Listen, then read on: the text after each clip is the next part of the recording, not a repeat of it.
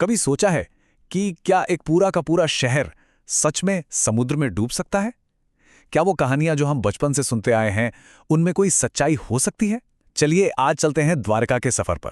एक ऐसा शहर जहां मिथक इतिहास से आ मिलता है और सच्चाई कहानियों से ज्यादा हैरान करने वाली है। ये शब्द, ये महाभारत से गांधारी का वो श्राप है जिसने एक पूरे साम्राज्य की किस्मत लिख दी थी। कहा जाता है कि कुरुक्षेत्र युद्ध के बाद अपने बेटों को खोने के गम में गांधारी ने भगवान कृष्ण को श्राप दिया। श्राप ये था कि उनकी सोने जैसी नगरी द्वारका भी एक दिन समुद्र में समा जाएगी। और माना जाता है कि ठीक 36 साल बाद हुआ भी कुछ ऐसा ही। बड़ी बड़ी लहरें आईं और उस शानदार शहर को अपने अंदर संभाले गईं। लेकिन क्या ये सिर्फ एक कहानी है, एक पौराणिक कथा, या फिर इसके पीछे कोई ठोस सबूत, कोई सच्चाई भी छिपी है? सवाल तो यही था, क्या कृष्ण की द्वारका वाकई में अस्तित्व में थी? और बस इसी एक सवाल ने वैज्ञानिकों और आर्कियोलॉजिस्ट्स को समुद्र की गहराइयों में उतार दिया।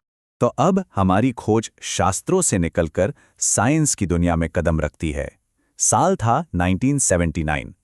जाने माने आर्कियोलॉजिस्ट डॉक्टर S.R. राव और उनकी टीम ने फैसला किया कि इस रहस्य से पर्दा उठाकर ही रहेंगे।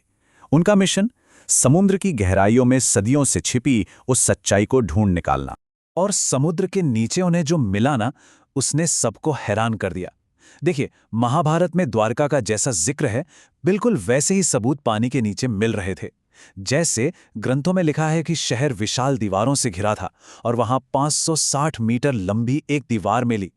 कहा गया कि नागरिकों को पहचान के लिए सील्स यानी मोहरें दी जाती थीं और वहां से हड़प्पा युग की मोहरें मिली। मतलब ये सिर्फ इत्तेफाक तो नहीं हो सकता था, है ना?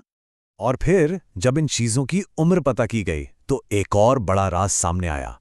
ये सारी चीजें लगभग 3,500 साल पुरानी थीं। और इंटरेस्टिंग बात यह है कि इतिहासकार महाभारत का समय भी लगभग इतना ही पुराना मानते हैं। सोच के देखिए, लेट हड़प्पन पीरियड, महाभारत का समय और द्वारका से मिली चीजों का समय, तीनों एक ही टाइमलाइन पर आकर मिल गए। ये इतना परफेक्ट मैच था कि इसे इग्नोर करना नामुमकिन था। और इस सब के बाद इस पूरी खोज को लीड करने वाले डॉक्टर S.R. राव ने खुद ये कहा, उनके शब्दों में, कि 1500 ईसा पूर्व में द्वारका शहर का अस्तित्व में होना और उसका समुद्र में डूबना अब प्रूव हो चुका है। यानी जो सदियों से एक मिथक माना जा रहा था, अब वो इतिहास बन गया था। लेकिन द्वारका की कहानी सिर्फ समुद्र में डूबे खंडहरों तक ही सीमित नहीं है। ये कहानी आज भी जिंदा है, सांस लेती है। तो चलिए समुद्र की गहराइयों से निकलकर चलते हैं आज के द्वारका, उस जगह जहां इतिहास आज भी धड़कता है। हम बात कर रहे हैं द्वारकाधीश मंदिर की। इस मंदिर की सबसे खास बात पता है क्या है? यहां भगवान कृष्ण को मूर्ति की तरह नहीं, बल्कि एक जिंदा राजा की तरह माना जाता है। और उनका पूरा दिन, उनकी दिनचर्या एक सम्राट जैसी ही होती है। सोचो, सुबह उन्हें मंगला आरती से जगाया जाता है, फिर उनका शाही श्रृंगार होता है, दोपहर में उन्हें राजभोग यानी शाही भोजन ऑफर किया जाता है, और रात को शयन आरती के बाद उन्हें आराम करने के लिए सुलाया जाता है। एकदम जीवंत परंपरा है ये। जैसा कि मंदिर के पुजारी बताते हैं, यहां देवता मूर्ति नहीं, स्वरूप हैं। स्वरूप मतलब उनका जीवित रूप। इसीलिए उनके साथ बिल्कुल वैसा ही व्यवहार होता है जैसा हम अपने घर के किसी सदस्य के साथ करते हैं। ये सिर्फ पूजा पाठ नहीं है, ये एक बहुत ही गहरा पर्सनल कनेक्शन है। और ये मत सोचिए कि ये आस्था सिर्फ पुरानी पीढ़ियों तक ही है, बिल्कुल नहीं।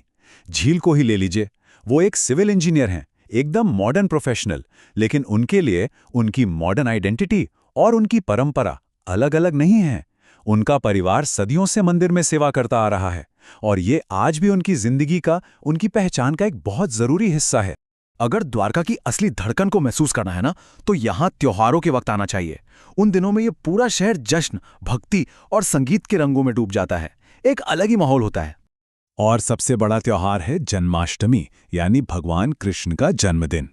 जरा इस नंबर पर गौर कीजिए, 1.5 लाख। एक दिन के जश्न के लिए 1.5 लाख से ज्यादा लोग द्वारका में इकट्ठे होते हैं। ये नंबर अपने आप में इस शहर की आस्था की कहानी कहता है। जन्माष्टमी पर एक बहुत ही खास अनुष्ठान होता है जिसे अभिषेक कहते हैं। ये इतना स्पेशल है कि साल में सिर्फ 2 बार ही होता है। इसमें भगवान को पंचामृत से स्नान कराया जाता है। पंचामृत यानी 5 अमृत: दूध, दही, घी, शहद और चीनी। माना जाता है कि ये सिर्फ 5 चीजें नहीं, बल्कि जीवन के 5 अमृत हैं। कभी आप द्वारकाधीश मंदिर के शिखर को देखें तो एक विशाल ध्वज लहराता हुआ दिखेगा। ये कोई आम ध्वज नहीं है। ये 52 गज का ध्वज उस प्राचीन साम्राज्य की याद दिलाता है जिसके 52 एडमिनिस्ट्रेटिव डिविजन्स यानी प्रशासनिक विभाग थे। ये ध्वज उस गौरवशाली इतिहास को एक सलामी है। द्वारका में आपको भक्ति के कई रंग मिलेंगे। हर किसी का भगवान से अपना एक अलग अनोखा रिश्ता है। जैसे हितेन एक लोकल आर्टिस्ट हैं। वो कहते हैं, मैं उन्हें पहले भगवान नहीं मानता, मैं उन्हें अपना दोस्त मानता हूं। और उनकी ये दोस्ती उनकी आर्ट में साफ दिखती है। ये भक्ति का एक कितना खूबसूरत और मॉडर्न रूप है ना? तो द्वारका सिर्फ एक शहर नहीं है, ये इससे कहीं बढ़कर है। ये पूरे भारत की आध्यात्मिक चेतना का एक अहम हिस्सा है। एक ऐसी जगह जो देश के कोने कोने से लोगों को अपनी तरफ खींचती है। 8वीं सदी में महान संत आदि शंकराचार्य ने भारत को एक आध्यात्मिक धागे में पिरोने का एक अद्भुत काम किया। उन्होंने देश के चारों कोनों में पवित्र केंद्र स्थापित किए, जिन्हें हम 4 धाम कहते हैं। उत्तर में बद्रीनाथ, पूर्व में पुरी, दक्षिण में रामेश्वरम और भारत के पश्चिम का पवित्र द्वार है द्वारका। और हर धाम की अपनी एक खासियत है, एक अलग पहचान। कहा जाता है कि भगवान बद्रीनाथ में ध्यान करते हैं, पुरी में वो भोजन करते हैं, रामेश्वरम में स्नान, लेकिन द्वारका में वो एक राजा की तरह राज करते हैं। और यही बात द्वारका को सबसे अलग और सबसे खास बनाती है।